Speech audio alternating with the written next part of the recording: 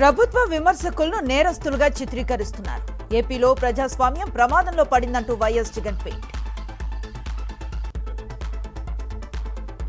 న్యాయం చేయాలని 2 ఏళ్లుగా పవన్ ను మర్యాదగానే అడుగుతున్నా. తన కూతురు కేసులో న్యాయం ఎప్పుడు చేస్తారని సుగాలి ప్రీతి తల్లి ప్రశ్న. సీఎం రేవంత్ కు చేత కాకపోతే కాళేశ్వరం కేసీఆర్ కు అప్పగించాలి. తెలంగాణ మొత్తానికి నీళ్లు పారించి చూపుతామంటూ కేటీఆర్ సవాల్.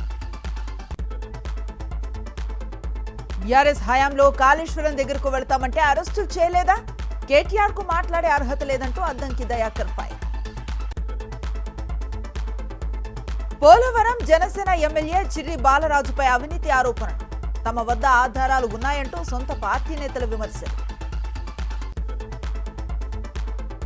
కిన్నెరసాని డ్యాం వద్ద యువకుల ప్రమాదకర విన్యాసాలు. పట్టించుకోని అధికారులపై మండిపడుతున్న స్థానికులు. వనపర్తి జిల్లా కేశంపేట పరిధిలో ఇసుక అక్రమ రవాణా. ఇష్టానుసారంగా తవ్వకాలు, అధిక రేట్లకు విక్రయాలు.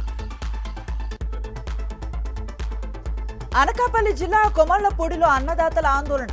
తమ భూముల్లో విద్యుత్ సబ్ స్టేషన్ ఏర్పాటు చేయొద్దని డిమాండ్.